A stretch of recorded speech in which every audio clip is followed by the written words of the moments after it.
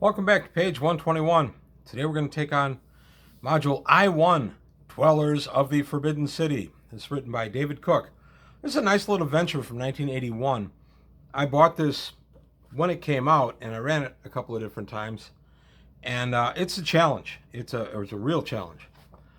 So we're going to take a look inside, and you're going to find out why this is such a challenge.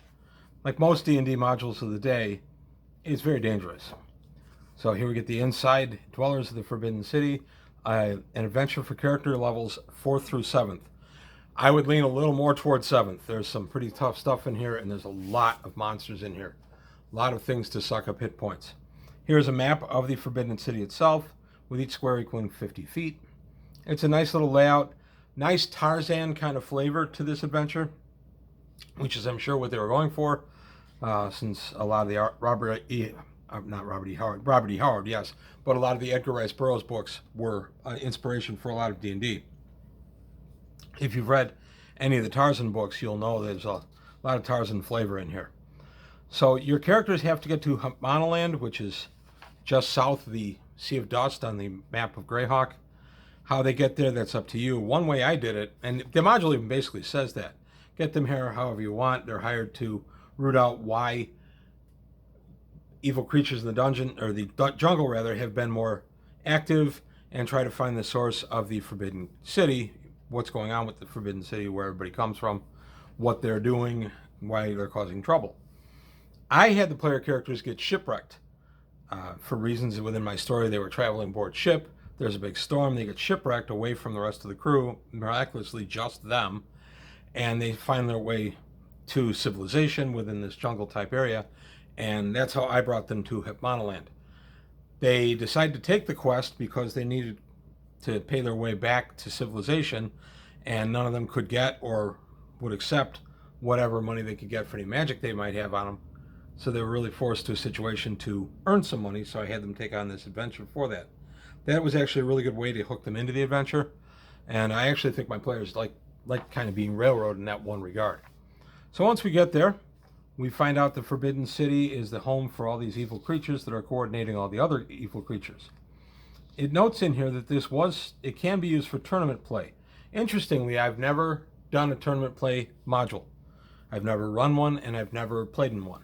We never played any kind of tournament with D&D, except that old club I used to belong to in the 80s. There would be a game of the year, and I played in one of those, but that was an original game of the Dungeon Master. So the idea of being a competitive module, S1 is, how the C series are, I've never really cared either way about that. So coming down to all your different encounters, how you're going to get there. This is in a valley, and your group has to go down to the valley to find the hidden city, and we get all kinds of different things. We get an entrance through a cave. The cave has a sacrificial pool, lots of crocodile encounters in here, lots of frog encounters in here. Think swampy, think high humidity. That's what you're dealing with. But then you're coming into an area of bugbears that are on guard, and then you're coming into a city of diverse creatures. Here we meet some Tasloi, which are kind of monkey type creatures. We have the Hall of the Serpent God, which is a giant constrictor with a mate. We get Vines of Danger. The vines are hiding a bunch of giant wasps in this one. And then we come down the main tunnel and we get attacked by an aboleth. Aboleths are nasty. At 8 hit dice, 42 hit points. The armor class is 4. But if they hit you, you've got to save versus spells, or your flesh where you were struck turns into a slimy membrane that dries out in 2 to 5 rounds, or 2 to 5 turns. It's nasty. You do not want to get hit by an aboleth. And if you do, you certainly want to make your saving throw.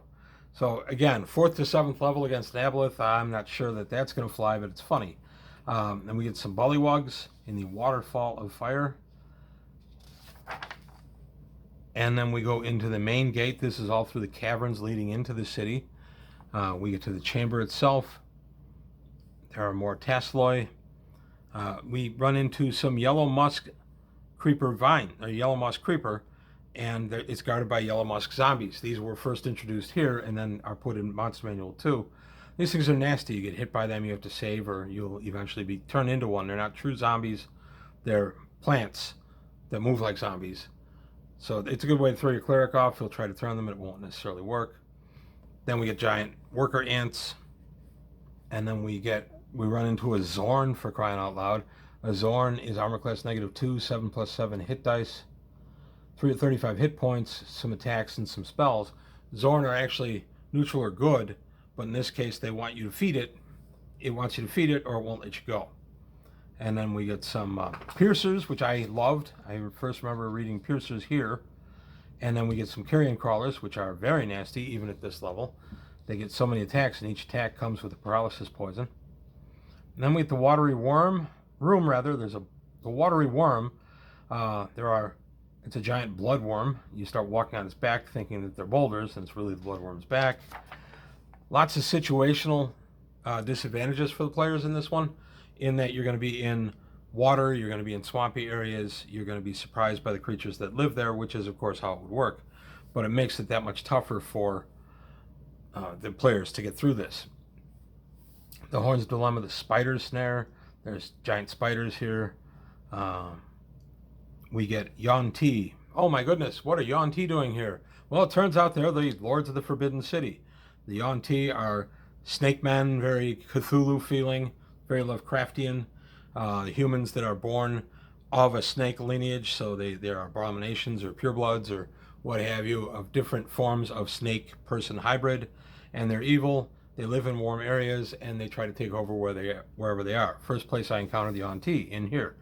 Absolutely love them. They're still one of my favorites on my table because they're very versatile. You can have a lot of hit points, hit dice with these, and they have spells, poison weapons. They're very tough. So now we get a look at a wandering monster table as we go into the city itself. And we get giant ants, carnivorous apes, fire beetles, bugbears, bullywugs, centipede, giant frog, mongrel men, giant spider, and tesloi. And then we get the Yuan-Ti. Yuan-Ti will be pure bloods 40% of the time, half bloods 50%, or an abomination 10%. And then the abomination, this would be a half breed. And a pureblood actually looks like a human, but they might have a little scale behind their ears or on the back of their hand that upon closer examination you'll go, oh my gosh, this guy's part snake. And then we get into the city itself and how the city lives and works. Honestly, if you're not careful, the bad guys win this one. The city being a three-dimensional environment, there's lots of stuff up in trees and up on platforms in this.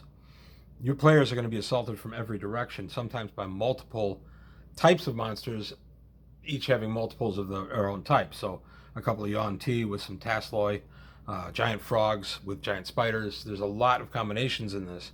So you've got to be really careful when you're running this to not overwhelm your players. It's easy to do. I'm speaking from experience. I had to actually pull back an encounter. I had the players on the ropes and didn't even realize it would because I had them attacked in an open area with a tree above. I had things dropping on them from the trees.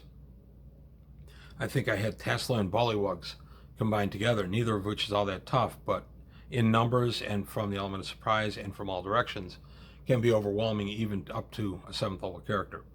I had to kind of pull that one back a little bit and dwindle down my numbers a little bit. Otherwise I would have won and that would have been one boring evening. Being a DM is not about winning, it's about having fun for everyone.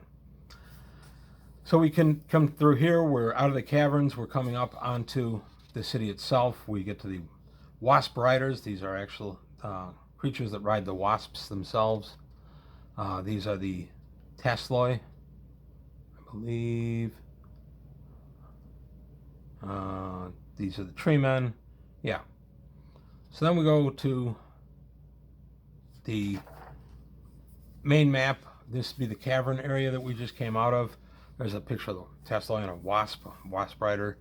We get the magic user Haran. Magic user is down there. He's trying to kind of whip everything into a frenzy. He's a 12th level MU, and he's the real power behind it. He's the one that's been encouraging all the upset and the Yuan-Ti to go ahead and take over, and he's been lending their power. And he has a 4th level companion friend. Her name is Cuerno. He is Haran.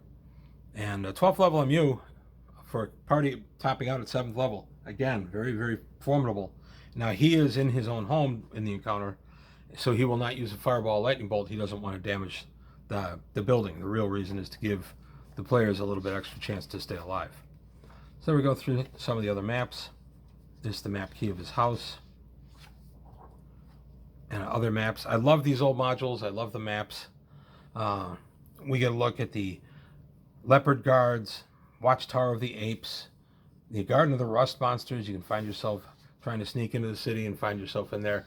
So this is really not a dungeon per se.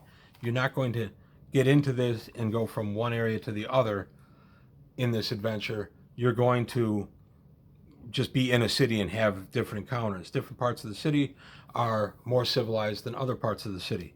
So you're going to have a wide variety of encounters, and some of the ones in the wild part may draw the interest of the people that live in the civilized parts, so you may end up getting attacked over there. So this is a multi-night game. This is actually a mini campaign for this city, in my opinion. When I ran it, we were done at about 4 play sessions of about 4 to 5 hours each. My players hadn't finished this, hadn't even come close to finishing it. They had uncovered most of the story arcs and things like that, and they basically kind of said, okay, we've done this 4 times.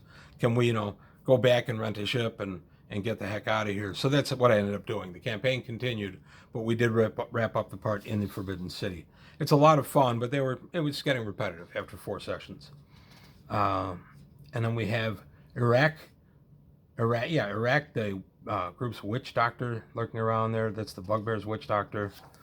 You have an opportunity to ally with the Bugbears, and then the Bugbears will turn on you. Let's see.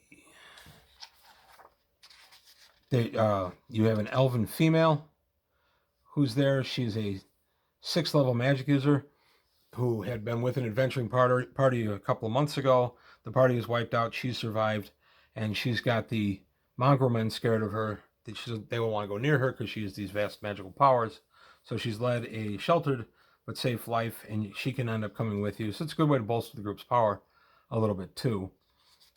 And then we get to the Bullywugs down below, and the Bullywugs are guarding something, and that something is an old panlung, a type of oriental dragon.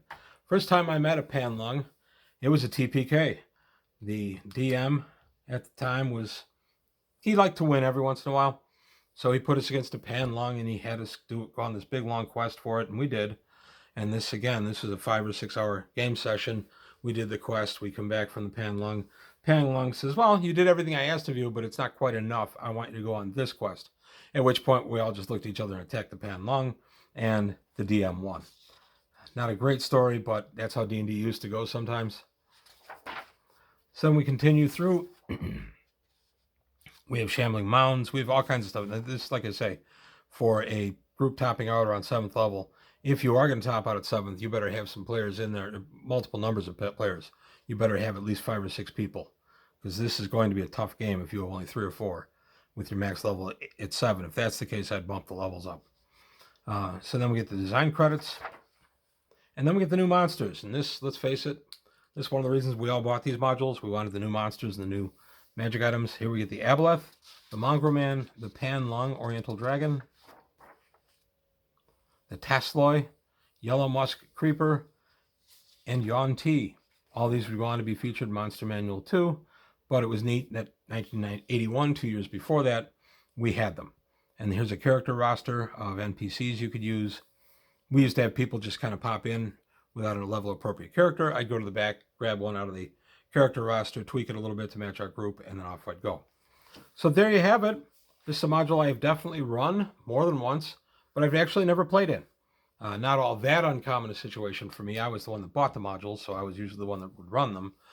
But I never had an opportunity to play in this one. In the early 80s, many people in our group bought the modules, and I did run through quite a few. I've been through T1, Village of Hamlet. I've been there many times, among others. But I would never had an opportunity to be a player in this one. In Dwellers of the Forbidden City, I was always the dungeon master. But there you have it. Nice look and a nice product from 1981. A nice chunk of Greyhawk. Please let me know what you thought. Leave comments below. Like and subscribe if you would. Take a look at the Patreon. Help me there if you can. I want to keep the channel going. And that's all I've got for today. I want to thank you for watching, and I'll see you next time on page 121.